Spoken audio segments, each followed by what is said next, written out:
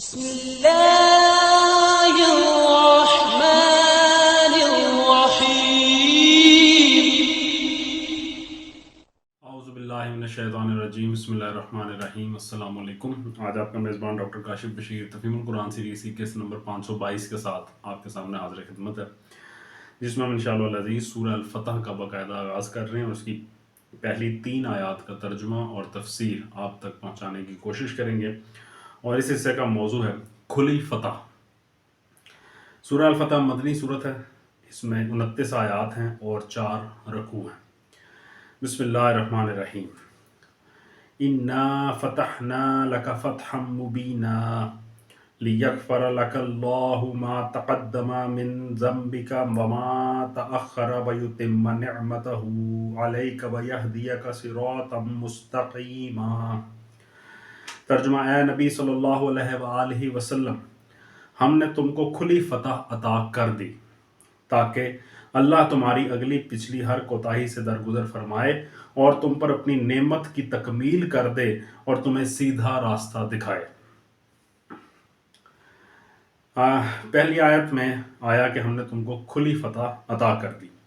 تفسیر میں آتا ہے صلح حدیبیہ کے وقت، جب اس کے بعد صلح حدیبیہ کے بعد جب فتح کا یہ مسئلہ سنایا گیا تو لوگ حیران تھے کہ آخر اس صلح کو فتح کیسے کہا جا سکتا ہے۔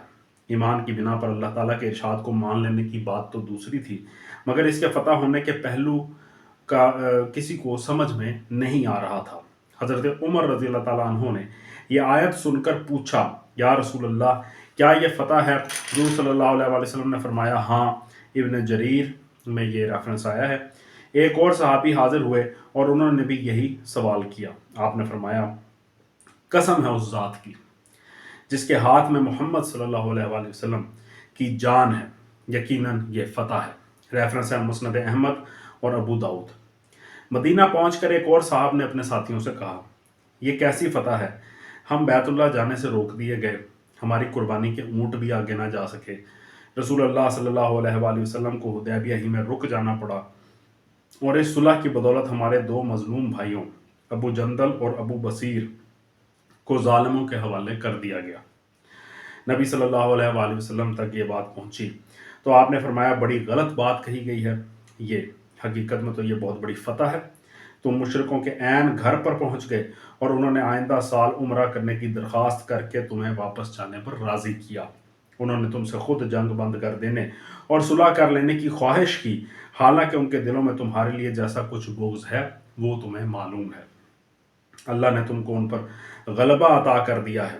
کیا وہ دن بھول گئے جب احد میں تم بھاگے جا رہے تھے اور میں تمہیں پیچھے سے پکار رہا تھا؟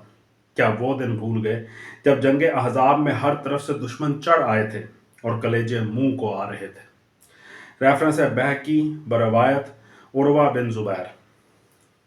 مگر کچھ زیادہ مدت نہ گزری تھی کہ اس صلح کا فتح ہونا بالکل ظاہر ہوتا چلا گیا، اور ہر خاص و عام پر یہ بات پوری طرح کھل گئی کہ فی الواقع اسلام کی فتح کا آغاز صلح حدیبیہ ہی سے ہوا تھا۔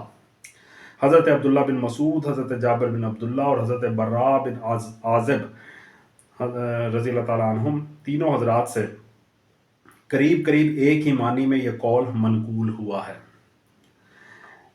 کہتے تھے، لوگ فتح مکہ کو فتح کہتے ہیں، حالانکہ ہم اصل فتح حدیبیہ کو سمجھتے ہیں۔ ریفرنس ہے بخاری، مسلم، مسند احمد اور ابن جریر۔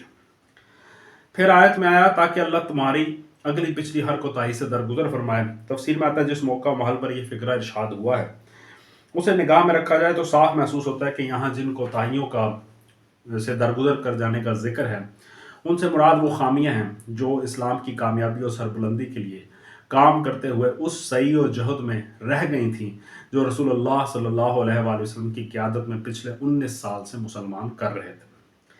یہ خامیاں کسی انسان کے علم میں نہیں ہیں، بلکہ انسانی عقل تو اس جد و جہد میں کوئی نقص تلاش کرنے سے قطعی عاجز ہے، مگر اللہ تعالیٰ کی نگاہ میں کمال کا جو بلند ترین معیار ہے اس کے لحاظ سے اس میں کچھ ایسی خامیاں تھیں جن کی وجہ سے مسلمانوں کو اتنے جلدی مشرکین عرب پر فیصلہ کن فتح حاصل نہیں ہو سکتی تھی۔ اللہ تعالیٰ کے ارشاد کا مطلب یہ ہے کہ ان خامیوں کے ساتھ اگر تم جد و جہد کرتے رہتے تو عرب کے مسخر ہونے میں ابھی عرصہ دراز درکار تھا، مگر ہم نے ان ساری کمزوری اور کوتاہیوں سے درگزر کر کے محض اپنے فضل سے ان کی تلافی کر دی اور حدیبیہ کے مقام پر تمہارے لیے اس فتح و ظفر کا دروازہ کھول دیا جو معمول کے مطابق تمہاری اپنی کوششوں سے نصیب نہیں ہو سکتی تھی۔ اس مقام پر یہ بات بھی اچھی طرح سمجھ لینی چاہیے کہ کسی مقصد کے لیے ایک جماعت جو کوشش کر رہی ہو، اس کی خامیوں کے لیے اس جماعت کے قائد و رہنما ہی کو مخاطب کیا جاتا ہے۔ اس کا مطلب یہ نہیں ہوتا کہ وہ خامیاں قائد کی ذاتی خامیاں ہیں۔ دراصل وہ اس جد و جہد کی کمزوریاں ہوتی ہیں جو پوری جماعت بحیثیت مجموعی کر رہی ہوتی ہے، مگر خطاب قائد سے کیا جاتا ہے کہ آپ کے کام میں یہ کمزوریاں ہیں۔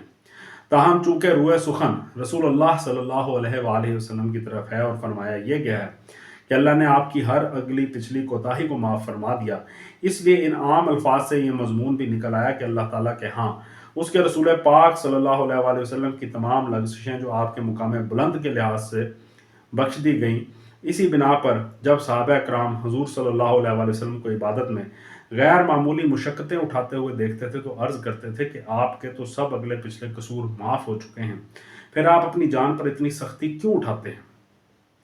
تو آپ صلی اللہ علیہ وآلہ وسلم جواب میں فرماتے تھے، کیا میں ایک شکر گزار بندہ نہ بنوں؟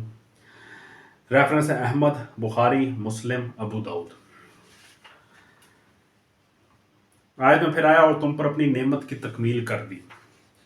تفسیر میں آتا ہے نعمت کی تکمیل سے مراد یہ ہے کہ مسلمان اپنی جگہ ہر خوف، ہر مزاحمت اور ہر بیرونی مداخلت سے محفوظ ہو کر پوری طرح اسلامی تمدن و تہذیب اور اسلامی قوانین و احکام کے مطابق زندگی بسر کرنے کے لیے آزاد ہو جائیں، اور ان کو یہ طاقت بھی نصیب ہو جائے کہ وہ دنیا میں اللہ کا کلمہ بلند کر سکیں۔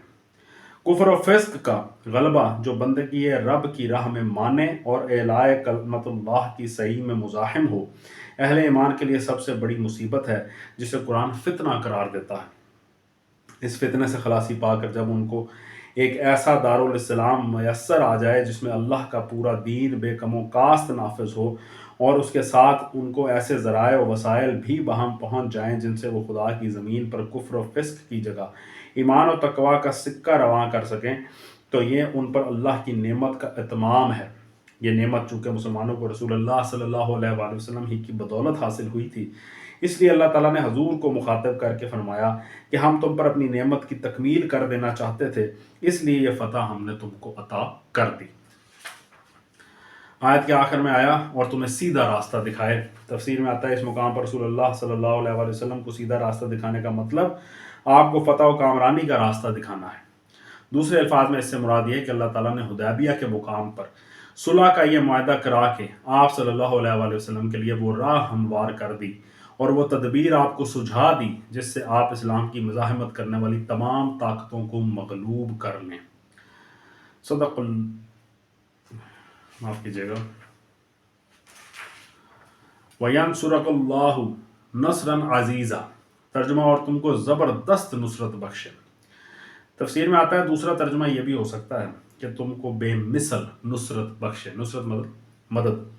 اصل میں لفظ نصرًا عزیزا استعمال ہوا ہے۔ عزیز کے معنی زبردست کے بھی ہیں، بے نظیر، بے مثل اور نادر کے بھی۔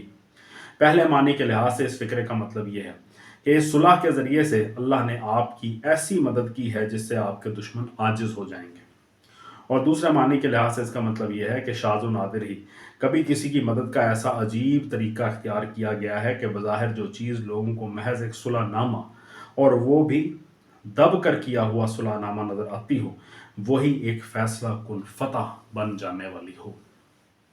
صدق اللہ العلی العظیم۔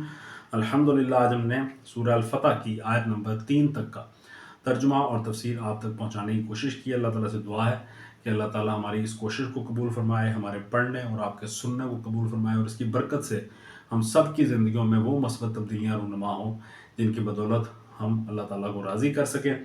اسی دعا کے ساتھ آپ سے اجازت چاہیں گے۔ اپنا بہت خیال رکھیں۔ آپ لوگوں کا بہت بہت شکریہ۔ اللہ حافظ۔